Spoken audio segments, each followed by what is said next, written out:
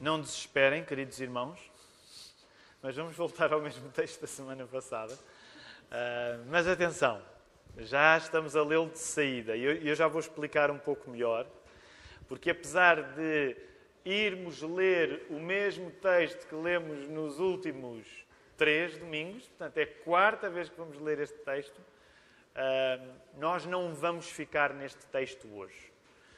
E já vou explicar um pouco melhor o que isso significa, mas de qualquer modo vou pedir a todos que possam abrir novamente, com muita fé, com muita perseverança, Mateus 5, versos 21 a 26. E todos aqueles que puderem ficar de pé, vamos ficar de pé, vamos fazer a leitura da palavra do Senhor.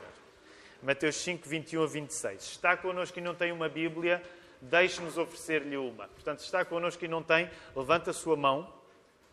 Não tem uma Bíblia, levanta a sua mão para o serviço de portaria poder fazer-vos chegar. O texto que nós vamos ler encontra-se na página 499, Mateus 5, 21 a 26. E diz assim a palavra do Senhor: Ouviste o que foi dito aos antigos: não matarás, e quem matar estará sujeito a julgamento. Eu, porém, vos digo que todo aquele que sem motivo se irar contra seu irmão estará sujeito a julgamento. E quem proferir um insulto a seu irmão estará sujeito a julgamento de tribunal. E quem lhe chamar tolo estará sujeito ao inferno de fogo.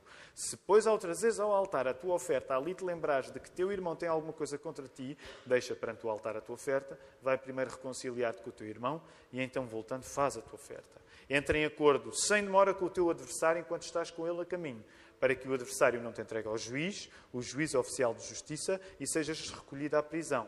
Em verdade te digo que não sairás dali enquanto não pagares o último centavo. E ainda antes de regressarmos até à palavra, vamos tirar alguns instantes para nos podermos saudar uns aos outros, sobretudo aqueles que nos visitam.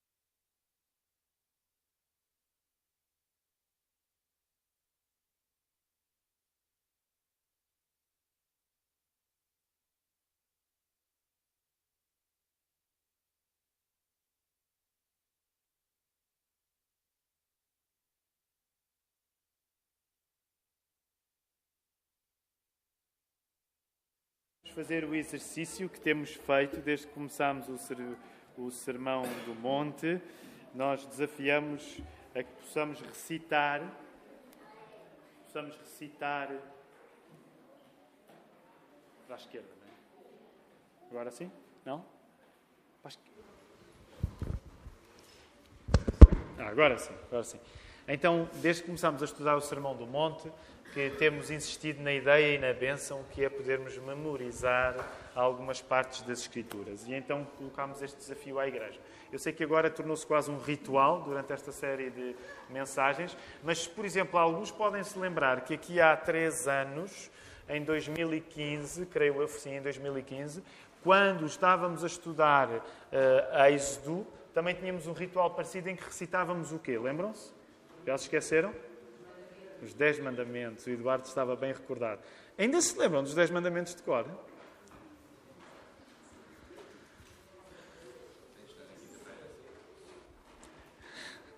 Não se lembram dos 10 mandamentos de cor? Então já sabemos qual vai ser a próxima série de mensagens. Vamos sempre relembrando aquilo que já aprendemos e que já esquecemos.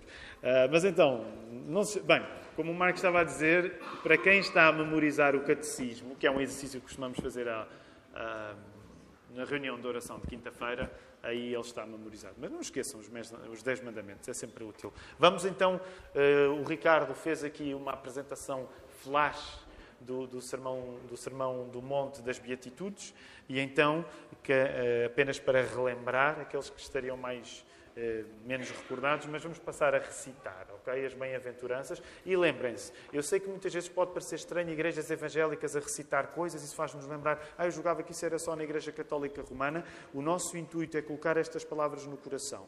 Portanto, sendo um exercício intelectual, ele deve ser um exercício emocional. Portanto, mesmo quando nós estamos a recitar, deixem-me desafiar-vos a recitar. Não sei se é possível colocar desta maneira. Recitar para dentro, recitar no coração. Pregar a nós próprios estas palavras que vamos recitar. Então vamos a isso. Vendo Jesus as multidões, subiu ao monte e, como se assentasse, aproximaram-se os seus discípulos. E ele passou a ensiná-los, dizendo: Bem-aventurados os humildes de espírito, porque deles é o reino dos céus. Bem-aventurados os que choram, porque serão consolados. Bem-aventurados os mansos, porque herdarão a terra. Bem-aventurados os que têm fome e sede de justiça, porque serão fartos. Bem-aventurados os misericordiosos, porque alcançarão misericórdia. Bem-aventurados os limpos de coração, porque eles verão a Deus. Bem-aventurados os pacificadores, porque serão chamados filhos de Deus. Bem-aventurados os perseguidos por causa da justiça, porque deles é o reino dos céus. Bem-aventurados sois, quando por minha causa vos injuriarem e vos perseguirem, e mentindo disserem todo o mal contra vós.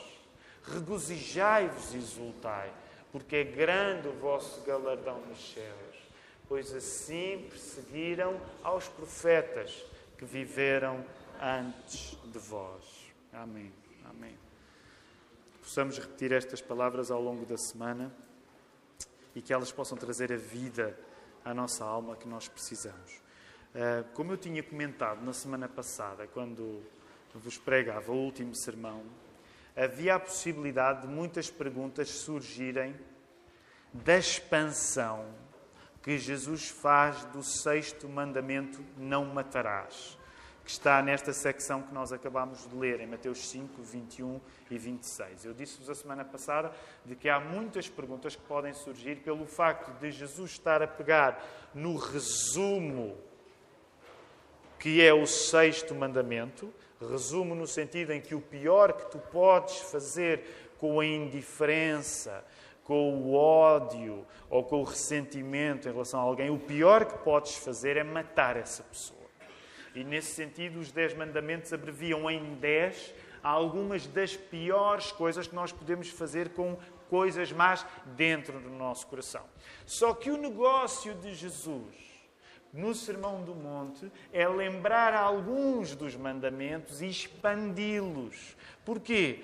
Porque a interpretação tradicional dos mandamentos, que estava sobretudo na mão dos escribas e dos fariseus, estava a fixar-se no cumprimento formal da lei e não entender que o plano de Deus na sua lei não era apenas que nós cumpríssemos as coisas formalmente, exteriormente.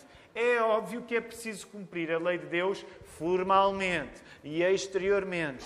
Mas isso não quer dizer que nós cumpramos a lei de Deus apenas quando formalmente e exteriormente a estamos a praticar. Então, para que as pessoas entendessem que nós não cumprimos a lei de Deus, que nós não cumprimos a vontade de Deus, apenas quando temos comportamentos exteriores de acordo com aquilo que Deus pediu, Jesus está num grande movimento de expansão, que é dizer, olha, não matarás, não é só tirar a vida a alguém. Não matarás é muito mais vasto do que não assassinar alguém. Então, por causa deste movimento de expansão, há muitas perguntas que podem surgir porque o próprio Jesus começou a abrir a estrada. Percebem? No Sermão do Monte, quando Jesus fala acerca do seu reino, quando Jesus fala acerca do plano que Deus tem para os cidadãos do seu reino, O que nós entendemos é que a vontade de Deus para nós expande caminhos na nossa vida, não os encurta. É verdade que o caminho é estreito, mas o que isso significa na nossa vida é que quanto mais nós somos cidadãos do Reino de Deus, mais entendemos os problemas, as tentações que podem vir a captar o nosso coração e fazer-nos coisas que, não estando proibidas na lei, são igualmente más como aquelas que estavam proibidas na lei. Então, o que é que aconteceu? Eu disse-vos, olha, este sermão, a semana passada eu disse, este sermão pode dar para muitas perguntas, e foi isso que começou a acontecer no próprio domingo.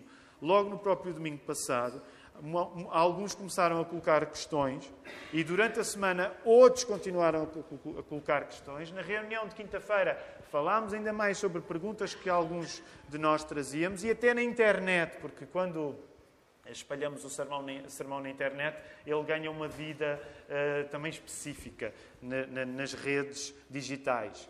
E eu creio que se justifica, e falei isso com os pastores na quinta-feira, eu disse, olha, eu acho que se justifica parar uma vez mais ainda neste texto, quarta vez que lemos este texto, para, indo à procura de outros textos bíblicos, tentarmos responder a boas perguntas que durante a semana a Igreja fez, acerca desta expansão de Jesus no sexto mandamento.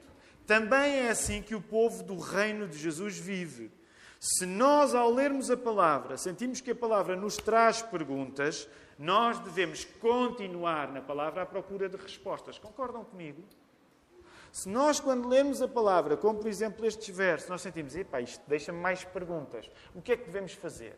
Continuar na palavra à procura de respostas. E hoje é isso que eu gostaria de fazer convosco. Hoje vou fazer um desvio noutros textos bíblicos, e já lá vamos. Neste caso são outros dois textos bíblicos, em João 21 e em Mateus 18, para tentar guardar Mateus 5, 21 e 26 na nossa prática. Logo, o nosso objetivo é sobretudo este.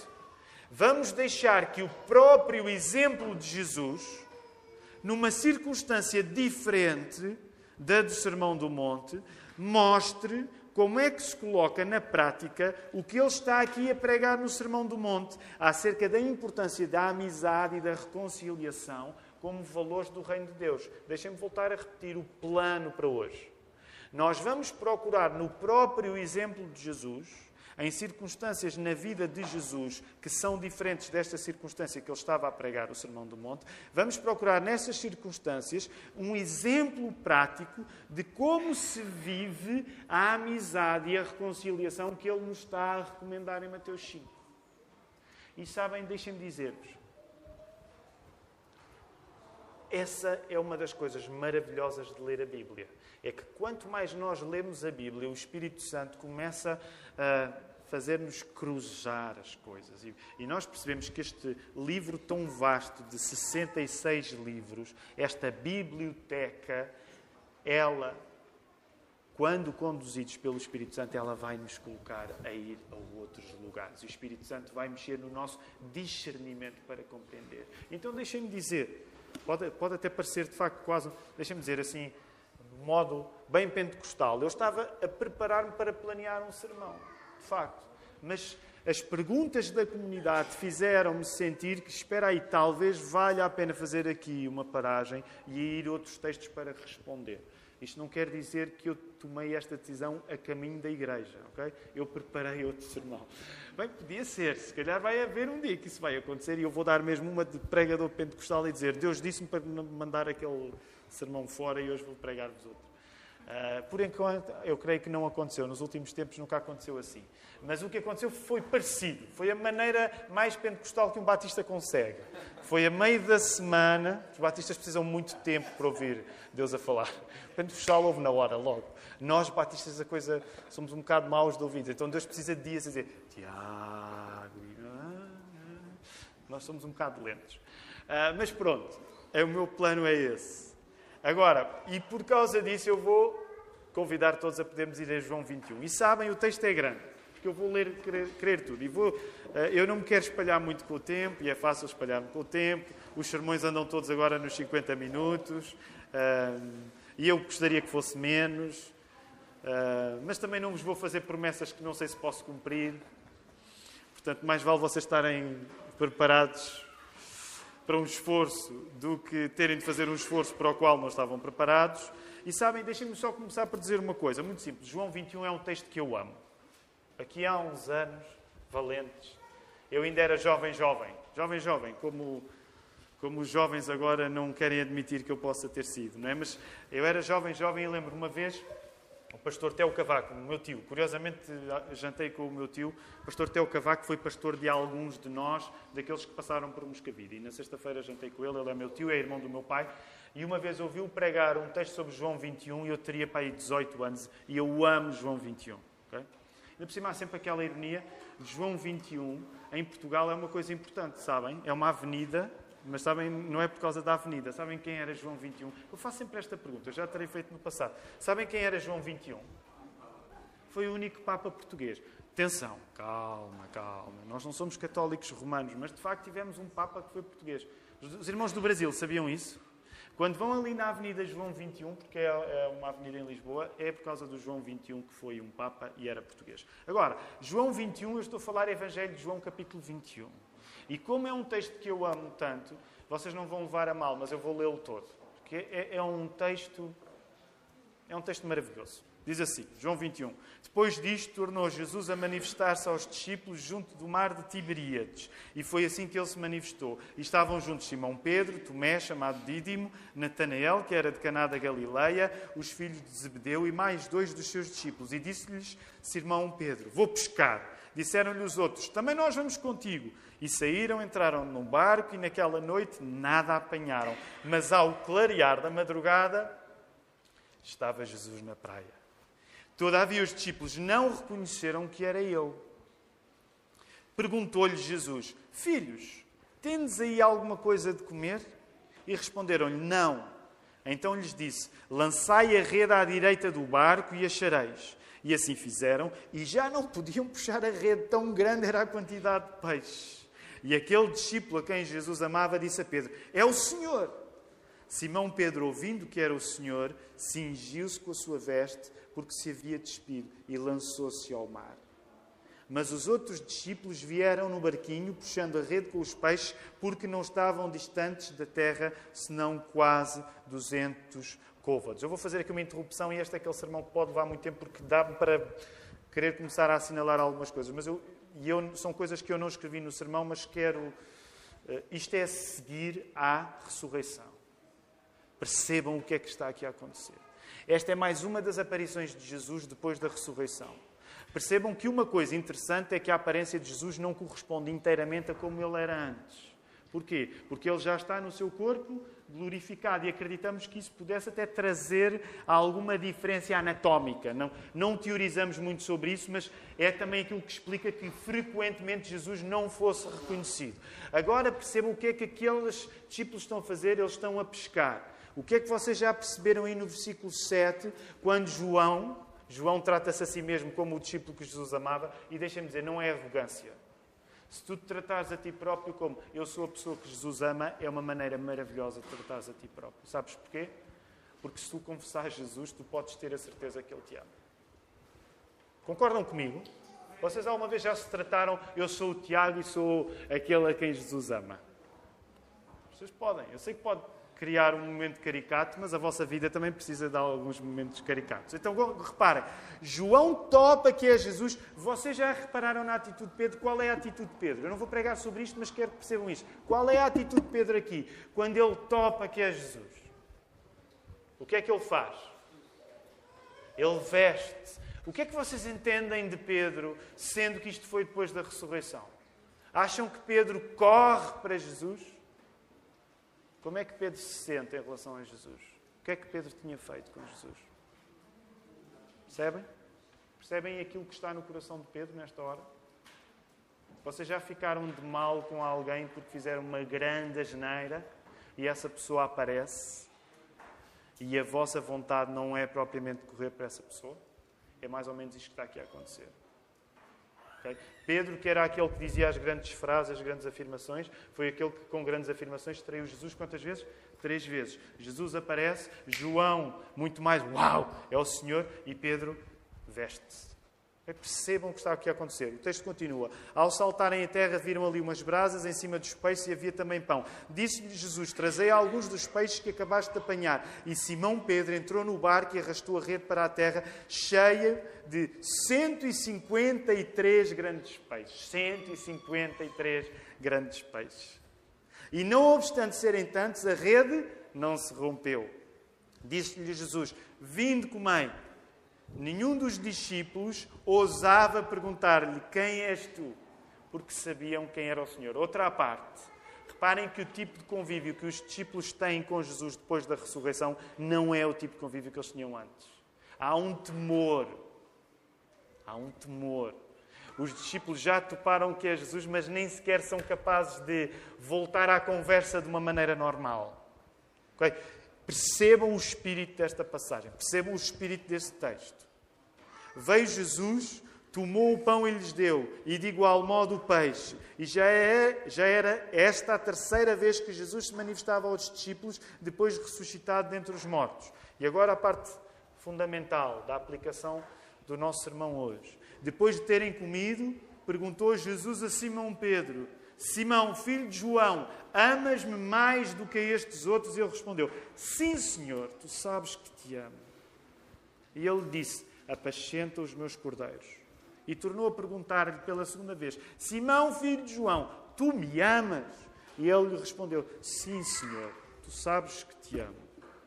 Disse-lhe Jesus, pastoreia as minhas ovelhas. Pela terceira vez, Jesus lhe perguntou, Simão, filho de João, tu me amas?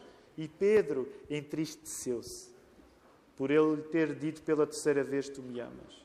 E respondeu-lhe, Senhor, tu sabes todas as coisas, e tu sabes que eu te amo. E Jesus lhe disse, apascenta as minhas ovelhas. Em verdade te digo, quando eras mais moço, tu te cingias a ti mesmo e andavas por onde querias. Quando, porém, fores velho, estenderás as mãos e outro te cingirá e te levará para onde não queres. Disse isto para significar com que género de morte Pedro havia de glorificar a Deus. Depois de assim falar, acrescentou-lhe, segue-me. E então Pedro, voltando-se, viu que também o ia seguindo o discípulo a quem Jesus amava, o qual na ceia se reclinara sobre o peito de Jesus e perguntara, Senhor, quem é o traidor? E vendo, pois, Pedro, perguntou a Jesus, e quanto a este? Respondeu-lhe Jesus, se eu quero que ele permaneça até que eu venha, que te importa? Quanto a ti, segue-me. Então se tornou corrente entre os irmãos o dito de que aquele discípulo não morreria. Ora, Jesus não disse que tal discípulo não morreria, mas se eu quero que ele permaneça até que eu venha, que te importa?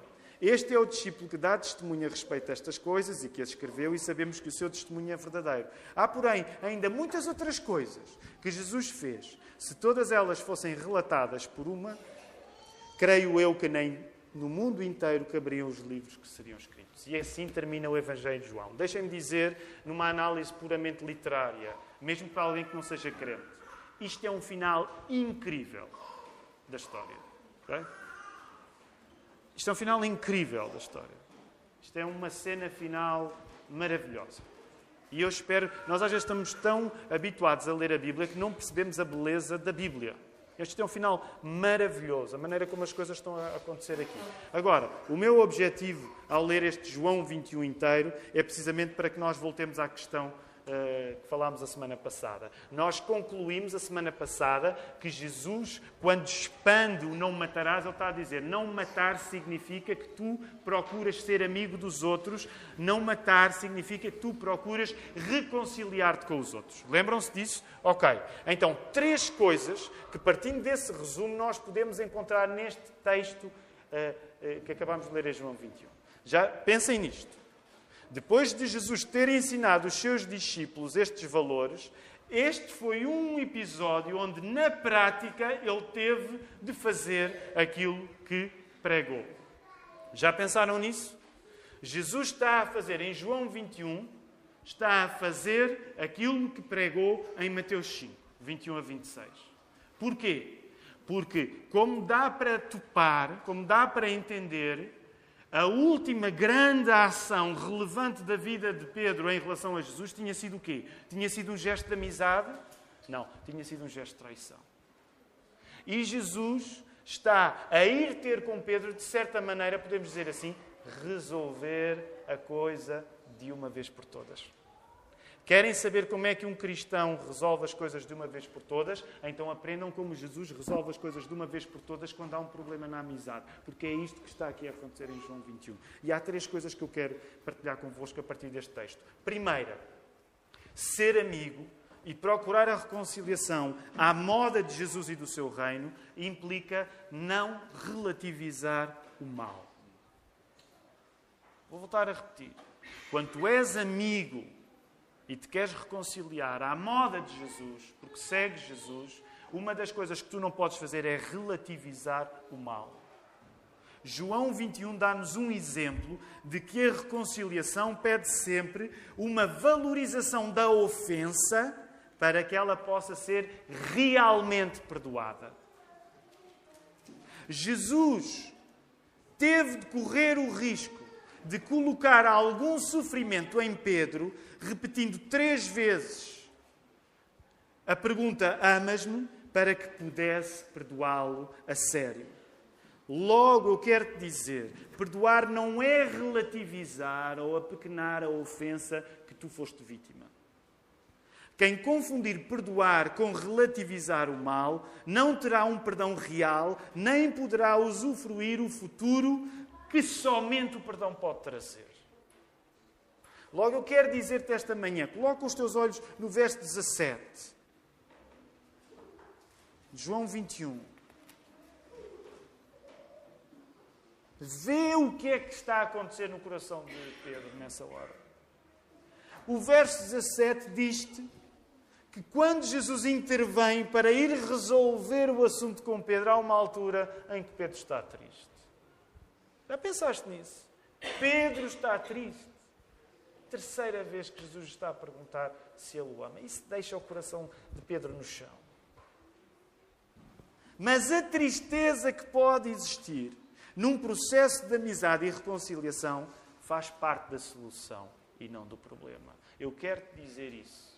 A tristeza que pode existir quando alguém se está a reconciliar com outra pessoa é parte da solução, não é parte do problema.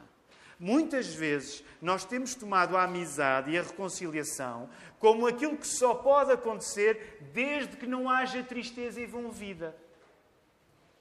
Por isso, nós desperdiçamos boas amizades e boas oportunidades de reconciliação de cada vez que pressentimos que pode haver a possibilidade de ficarmos tristes. Temos modelos de amizade e reconciliação, deixem-me dizer, amedrontados, que não entendem que a solução bíblica, a solução de Jesus, vem de momentos em que a reconciliação acontece, porque a tristeza também pode fazer parte do processo. Não sei se vocês concordam comigo, mas pelo menos eu, quando leio este texto, esta é uma das coisas que eu sinto. Quantas vezes na vida, no meio de alguma confusão que precisa de ser resolvida, eu não dei passos atrás, eu não evitei as pessoas, eu não criei circunstâncias onde não me tivesse de cruzar com algumas pessoas, porque eu tive medo que houvesse tristeza envolvida quando eu tinha de voltar a estar na presença de alguém com quem não estou em paz. Então fui evitando, fui circulando, fui perdendo a oportunidade de ter futuro nessa relação porque tive medo de um momento provisório de tristeza. Isso já aconteceu comigo muitas vezes na minha vida e de certeza que já aconteceu contigo. E se calhar tu passas atualmente por um momento assim, onde há alguma reconciliação que tu precisas de fazer e tu ainda estás naquele momento onde circulas as circunstâncias para não teres de enfrentar a pessoa. Porque tens medo de uma tristeza que certamente, quase de certeza, vai acontecer nesse encontro. Mas deixa-me dar-te um encorajamento com uma segunda coisa. Se eu te digo que, a partir da palavra, ser amigo e procurar a reconciliação à moda de Jesus e do seu reino implica não relativizar o mal, quer dizer uma coisa positiva. Porque esta parece mais negativa, a primeira. Quer dizer-te uma coisa positiva, a segunda. Só o amor, e o verdadeiro amor como ilustrado por Jesus, tem a força necessária para ir ao ponto exigente da correção. Só o amor tem o poder necessário para ir ao ponto exigente da correção. A pergunta difícil de suportar por Pedro, que Jesus lhe colocou, é feita em termos de meter o amor ao barulho. Qual é a pergunta que Jesus está a fazer? Amas-me, amas-me, amas-me. 3 vezes. O que é que isto significa? Só o amor tem a força necessária para ir ao ponto exigente da correção. A indiferença é o segredo para viver de bem com o mal, não carecendo de qualquer tipo de correção. O que eu te quero dizer é que quem não é corrigido, provavelmente não é amado.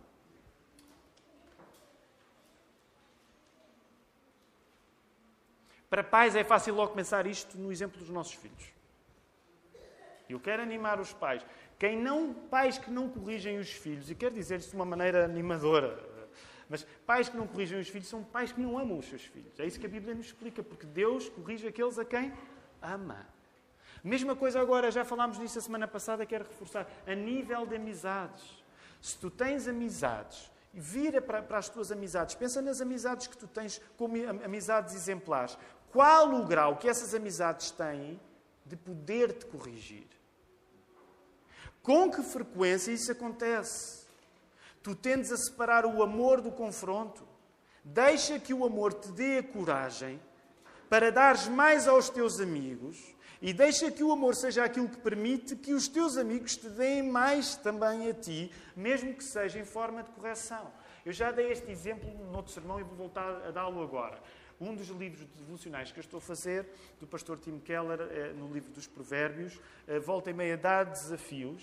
Todos os dias ele faz perguntas para a pessoa que está a fazer o livro responder. Mas volta e meia ele dá desafios para nós irmos perguntar a alguns amigos. Eu já vos disse isto noutros sermões. Por exemplo, aqui há uns tempos, durante a semana da Escola Bíblica de Férias, ele dizia, o pastor Tim Keller, a partir de um texto em Provérbios, dizia, vai ter com 2, 3 pessoas e pergunta-lhes acerca das coisas, comportamentos que tu tens, e já não me lembro qual era a particularidade desses comportamentos, mas comportamentos que tu tens e que podem ser corrigidos. E estou agora a colocar genericamente, não me lembro todos os detalhes. Eu partilhei convosco, era a Escola Bíblica de Férias, havia muita gente à minha volta, eu não fui ter, se calhar devia ter ido ter com as crianças e perguntar-lhes isso, ou com os adolescentes. Se calhar eles tinham boas opiniões para me dar acerca de coisas que eu devia mudar. Mas eu não tive tanta fé. Fui procurar pessoas da minha idade. Então fui ter com o Marco, fui ter com o Manel e perguntei. Agora, não me leves a mal, eu não me estou a dar como exemplo, até porque eu só fiz isto porque o livro me mandou.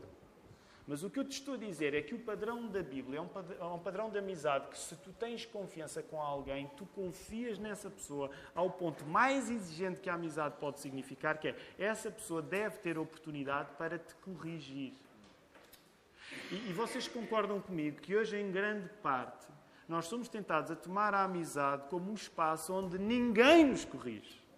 Eu vou caricaturar, mas hoje, em grande parte, nós achamos que o amigo é aquele que está sempre connosco. Isso perdoe-me, é estúpido. Isso é estúpido. Se tu tens um amigo que te apoia sempre, isso não é um grande amigo. Isso é uma espécie daquele espelho da bruxa má. Lembram-se? Espelho meu.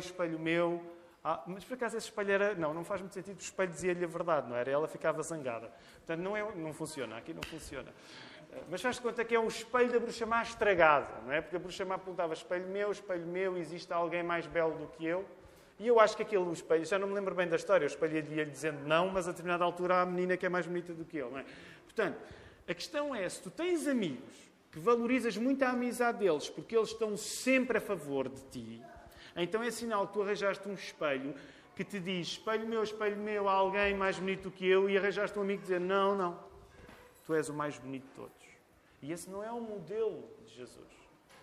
Portanto, eu sei que estas coisas provavelmente são difíceis de tentar, mas o que eu gostava de te encorajar hoje, até porque estas perguntas foram feitas por alguns de vocês aos pastores no contexto da igreja, é, porquê é que tu não testas esta semana chegar a alguém, tua confiança, pode ser a tua mulher, o teu marido, se fores casado, mas, ou um irmão, ou... Agora já estou no campo dos milagres, aos teus pais, por exemplo, não é? Aos teus filhos. Não é? Mas porquê é que tu não testas chegar ao pé de alguém e dizer assim, olha, eu gostaria que tu me dissesses, com todo o amor e cuidado, e não sejas bruto, Mas tu disseste com todo amor e cuidado coisas que eu não estou a fazer bem. Coisas que eu não estou a fazer bem. E que a base para fazeres isso seja tu lembraste que Jesus provocou uma tristeza provisória a Pedro quando se foi reconciliar com ele. Portanto, o ponto é este. Se Jesus, que é Deus, provocou uma tristeza provisória ao seu amigo para se reconciliar com ele, isso significa que essa tristeza provisória provavelmente vai fazer parte das melhores amizades que seguem o exemplo de Jesus. Se é o teu caso nesta manhã que tens amigos destes, por favor, agradece a Deus pelos teus amigos. Deus tem-te dado bons amigos. Se tu tens amigos que são capazes de chegar ao pé de ti e dizer assim, olha, gostava de... Acho que não estiveste bem. Acho que precisas de corrigir isso. E deixa-me ser sincero, eu não sou uma pessoa que ouça críticas com facilidade. E fico muito contente de fazer parte desta igreja porque já descobri que existem algumas pessoas parecidas comigo aqui. Não estou sozinho. Algumas pessoas que, como eu, não têm facilidade em aceitar críticas. Mas sabem, eu quero encorajar-vos, a vocês que têm a dificuldade em aceitar críticas. Quanto mais nós nos expomos a amizades que seguem o modelo da amizade entre Jesus e Pedro, mais nós nos habituamos a ouvir críticas e a lidar bem com elas, a pedir perdão a Deus e a reconciliar-nos com os outros. Vocês acreditam nisto? Isto é verdade, isto acontece. Terceira coisa que eu gostaria de partilhar-te a partir do verso de João 21. Só uma amizade e reconciliação baseados num amor que confronta é que nos podem dar futuro. Só uma amizade e uma reconciliação que estão baseados num amor que nos confronta é que nos dão futuro. E agora eu quero que tu percebas o contexto aqui. É a atitude de Jesus como o amigo ofendido que confronta o amigo ofensor, que neste caso era Pedro, que vai permitir que Pedro seja reconduzido à sua posição de discípulo. Sem este confronto, provavelmente teria Pedro voltado à sua vida antiga de pescador. Sabem que isso é uma das coisas que os estudiosos dizem geralmente, é uma tradição interpretativa em João 21. Os estudiosos geralmente tendem a encontrar no regresso de Pedro e dos discípulos à pesca uma espécie de isto não correu bem com Jesus, nós não fomos grandes discípulos e por isso é melhor nós voltarmos às nossas profissões do antigamente. Por isso é que eu também vos queria chamar a atenção para as atitudes físicas de Pedro, para vocês entenderem que provavelmente o texto não é explícito, mas implicitamente parece-nos dar isso, para nós entendermos. Implicitamente Pedro está numa de eu rebentei a minha chance de ser discípulo de Jesus quando o traí 3 vezes. Por isso é que quando Jesus aparece em cena, nós não temos um Pedro a aparecer de peito feito, como era o jeito dele, quando era discípulo. Mas temos um Pedro a recuar, a vestir-se. A conversa é iniciada por Jesus. Estão a ver o Pedro fala barato, o homem que dizia tudo antes de pensar, como é que ele está neste momento, porque ele sentiu que ele rebentou com a maior oportunidade da vida dele. Mas o que eu te quero dizer é que é uma amizade que vai ao ponto do confronto, que foi dar a Pedro aquilo que tinha de ser de Pedro, que era o futuro dele continuar a ser discípulo e apóstolo de Jesus. Já pensaste nisso? Foi aquela coisa difícil que impediu com que Pedro se consolasse com a hipótese B da sua vida. E permite-me dizer desta maneira, Deus não tem hipóteses B para a tua vida. Deus tem uma hipótese que não é uma hipótese. Deus tem uma vontade para ti. E ela é A. É a primeira qualidade. Não é da alternativa. E muitas vezes nós, no nosso receio, na nossa falta de fé, vamos recuando para vivermos um cristianismo da alternativa. Não correu bem, olha, agora aguento-me com a hipótese que eu tenho. Tu não te consegues sentir nas sandálias de Pedro, eu consigo me sentir nas sandálias de Pedro. É assim que nós muitas vezes procedemos. Rebentei tudo, estraguei tudo, agora olha, agora vivo como der. Não é vive como der. Se tu tiveres amigos que imitam a relação de Jesus e Pedro, tu vais ter esperança para, junto da igreja, a igreja te chamar a dizer, olha, vive a hipótese A, que não é uma hipótese, é vontade A para a tua vida, não é o plano B. É o plano A. De cada vez que te refugias em relações de amizade, que fogem do confronto, deixa-me dizer de uma maneira um bocado simplista, de cada vez que tu te refugias de amizades que te podem trazer confronto, tu estás a arruinar o teu próprio futuro.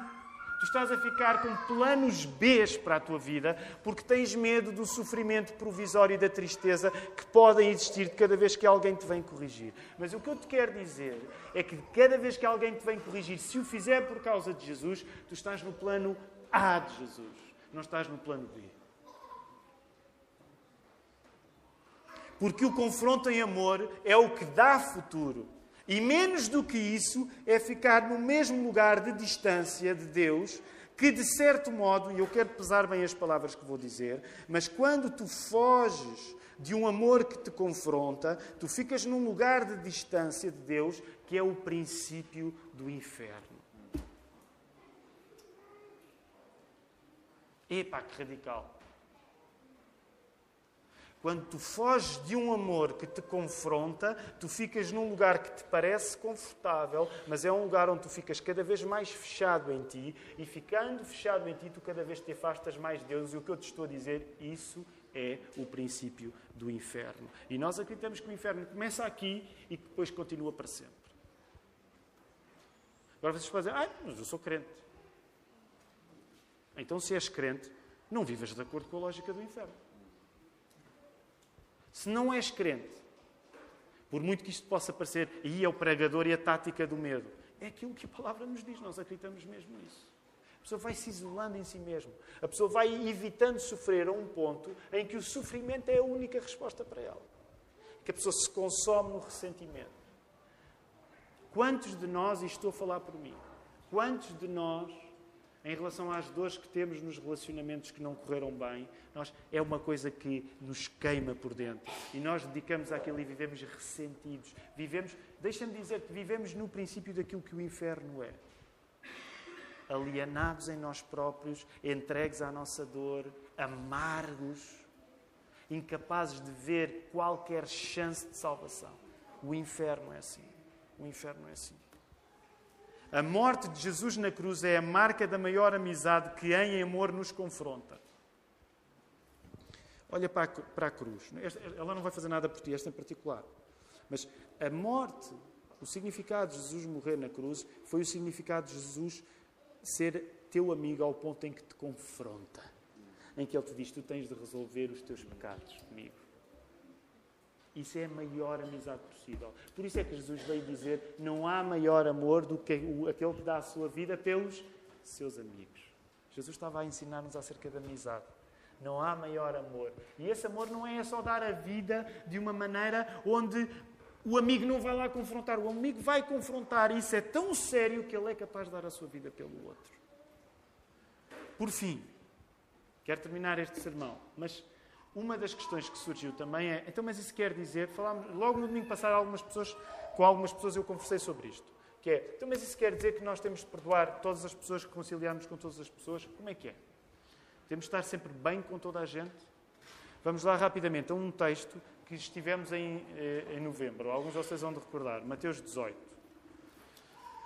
Porque a pergunta é bem feita, não é? Jesus disse isto tudo. Então, o valor do reino de Jesus é procurar a amizade, é procurar a reconciliação. E alguém pode dizer assim, então quer dizer que eu vou ter de passar o resto da minha vida a procurar ser amigo de toda a gente e a procurar reconciliar-me com toda a gente. Certo? Deixa que seja a Bíblia a responder-te. Porque há muita Bíblia para responder às tuas perguntas. Às vezes nós não temos muita paciência para ir procurar as respostas, mas há muita Bíblia para responder às tuas perguntas. E eu vou-me concentrar apenas aqui numa secção do texto, que vos preguei 2 sermões em novembro sobre este mesmo texto, Mateus 18, 15 a 17.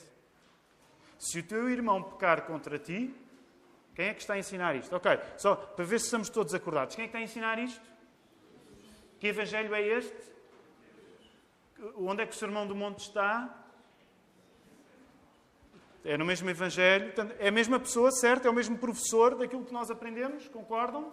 Bem, o mesmo professor que expandiu não matarás ao ponto de tu procuras a reconciliação, deixas o animal à espera, antes do sacrifício e vais reconciliar. Portanto, essa mesma pessoa está aqui a ensinar outra vez. Concordam? Pronto. Então ele diz assim, Mateus 15, Mateus 18, 15 a 17. Se o teu irmão pecar contra ti, vai arguí-lo entre ti e ele só. Se ele te ouvir, ganhaste a teu irmão. Se, porém, não te ouvir, toma ainda contigo uma ou duas pessoas, para que pelo depoimento de 2 ou 3 testemunhas toda a palavra se estabeleça. E se ele não os atender, dize-o à igreja. E se recusar ouvir também a igreja, considera-o como gentio e publicano.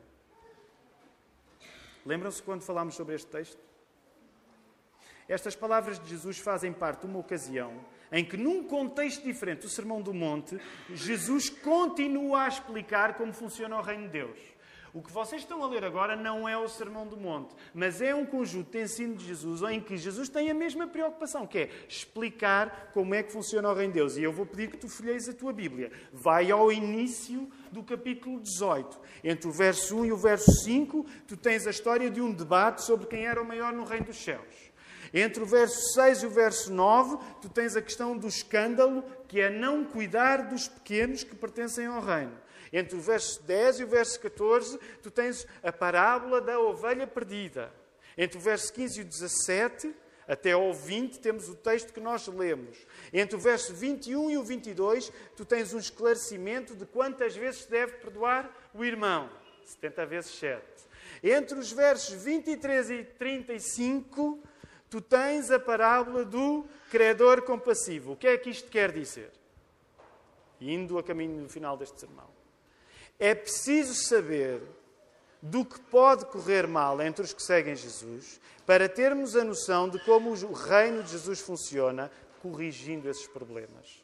Isso significa que Jesus ensina-nos como o seu reino funciona aqui na Terra, dando exemplos de problemas entre os seus seguidores. Eu preguei isto há uns meses e quero voltar-te a pregar.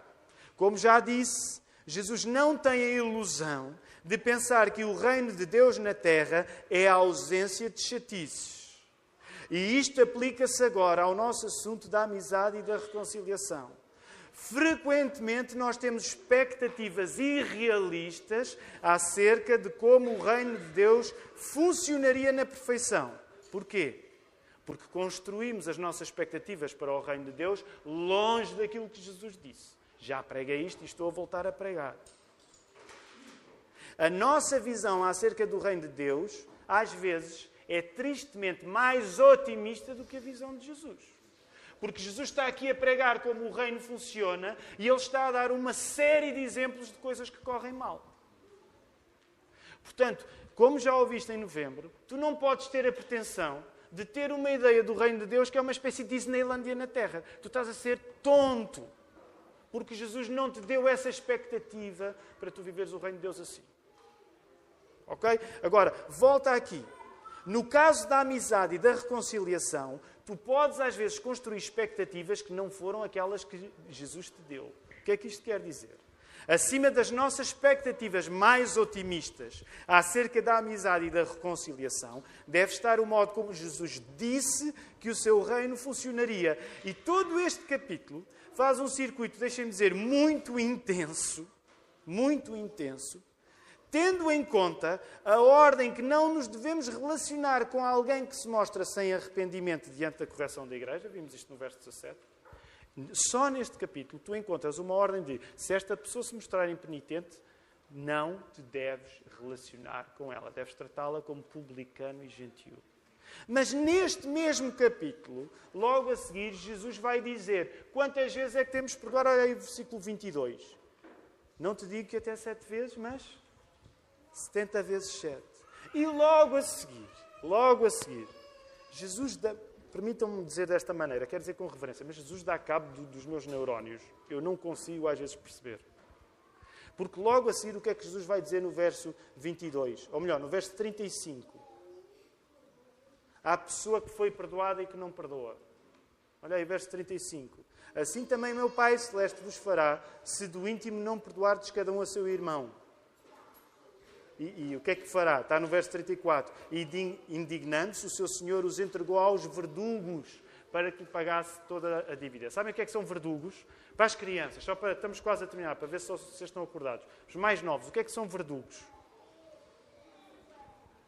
Aquela coisa, aquela relva que fica presa às rochas quando está frio, não é? O que é que são verdugos? Sabem o que é que são verdugos? mais novos. Ok. Faixa etária 20-30. O que é que são verdugos?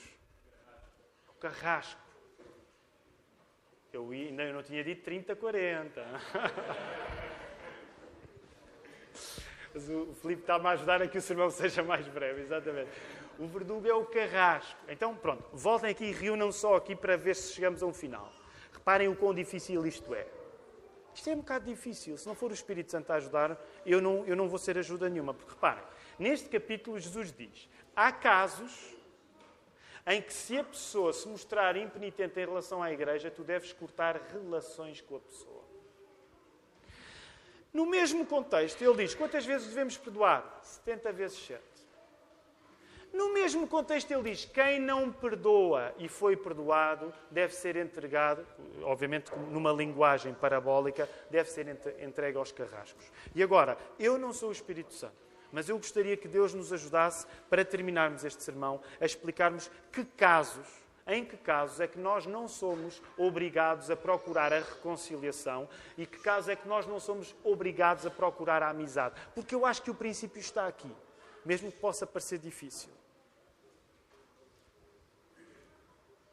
Não tenho a presunção de, enquanto pregador, dar a solução para cada caso, mas eu acredito que a palavra indica a impenitência diante da igreja,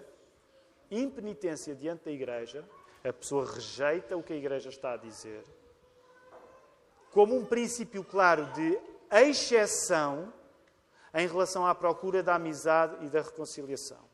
Se a igreja, como agência do reino de Deus, é a comunidade das pessoas que buscam a amizade e a reconciliação, como Jesus desejou no Sermão do Monte, se essa igreja for precisamente aquilo que for rejeitado pelos homens, então com esses homens nós não devemos procurar nem amizade nem reconciliação.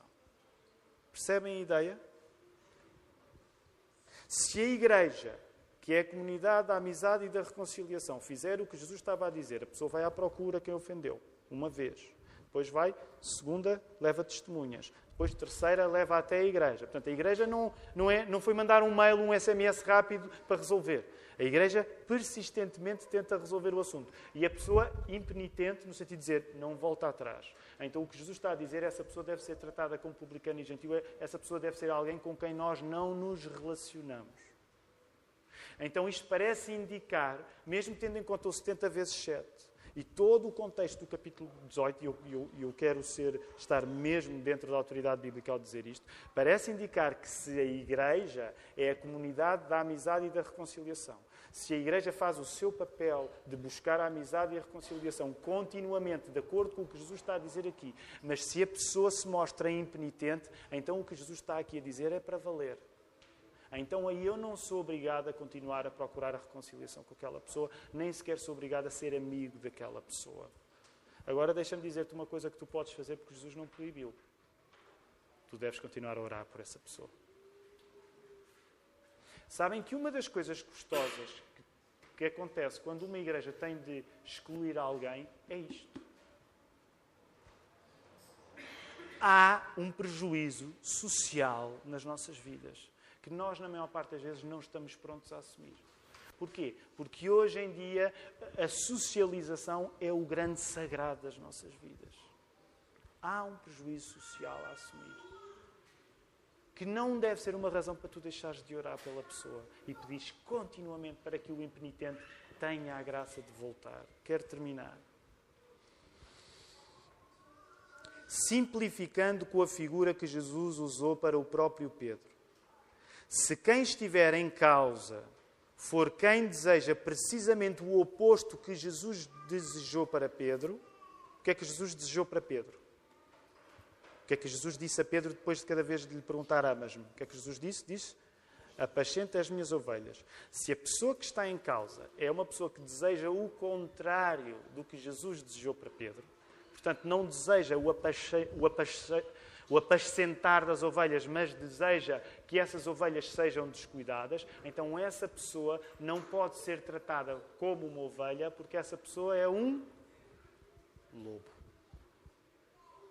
Sabem que mais tarde, e eu vou terminar o sermão agora, mas mais tarde, Jesus vai pregar sobre lobos, no Sermão do Monte.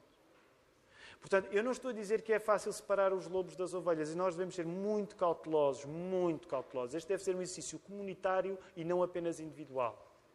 Mas haverá pessoas a quem tu não és chamado a procurar reconciliação, a quem tu não és chamado a procurar a amizade, desde que tu, comunitariamente, ajudado, percebas que essas pessoas não são ovelhas, mas elas trabalham para o contrário daquilo que fez com que Jesus se reconciliasse com Pedro. Elas não trabalham para que o rebanho seja rebanho, mas elas trabalham para a morte do rebanho. Elas são lobos. E Jesus vai usar no futuro palavras duras contra lobos. Quero terminar o sermão dizendo-te isto.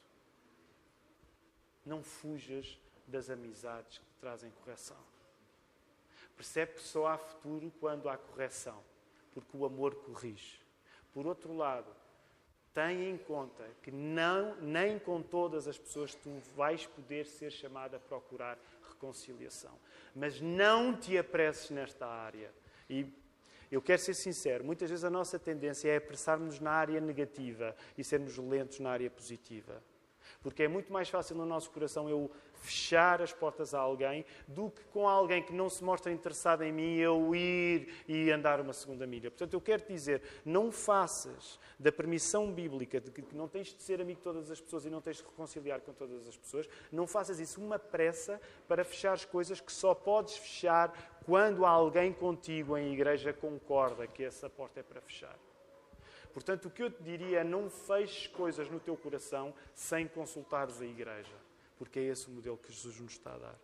E que no meio de tudo isto, nós possamos estar a colocar em prática aquilo que Jesus nos pediu no Sermão do Monte. Sermos um povo da amizade. Sermos um povo da reconciliação. Que faz com os outros aquilo que Jesus fez connosco. Que o Senhor nos ajude. Vamos ficar em pé, vamos terminar em oração.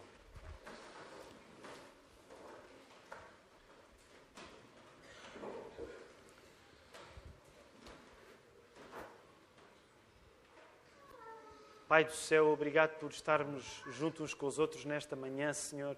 Obrigado por sermos um povo diverso, tantas idades, tantas origens diferentes.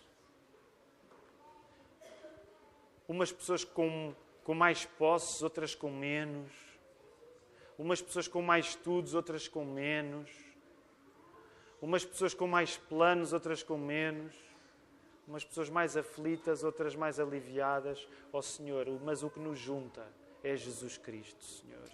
E nós pedimos que pelo exemplo de Jesus nós possamos fazer parecido com os nossos amigos.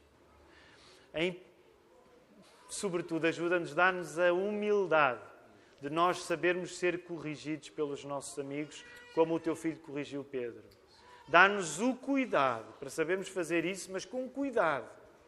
Para não sermos brutos, não sermos duros, não sermos moralistas para os outros, mas agirmos em cuidado.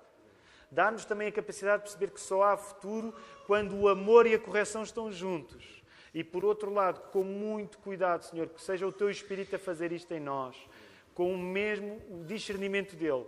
Ajuda-nos a perceber quando é a altura de não procurar amizade e não procurar a reconciliação. Mas que isto seja sempre feito comunitariamente, procurando os conselhos uns dos outros. Ajuda-nos a saber distinguir os lobos das ovelhas. E pedimos uma última coisa. Ajuda-nos a compreender que muitas vezes, sem ser essa a nossa vontade, estamos nós a ser os lobos. Perdoa-nos esse pecado. Mesmo que não seja a nossa vontade, nós muitas vezes, nas nossas atitudes, damos por nós a provocar estragos que podiam não ser a nossa intenção, mas que não trazem o bem ao povo que o Teu Filho chamou Pedro a apacentar. Perdoa-nos, Senhor. Ajuda-nos a ser a favor desta história eterna de amizade entre Ti e nós, graças ao sacrifício de Jesus. E nós pedimos isto em nome dEle. Amém. Podemos ficar sentados, queridos irmãos.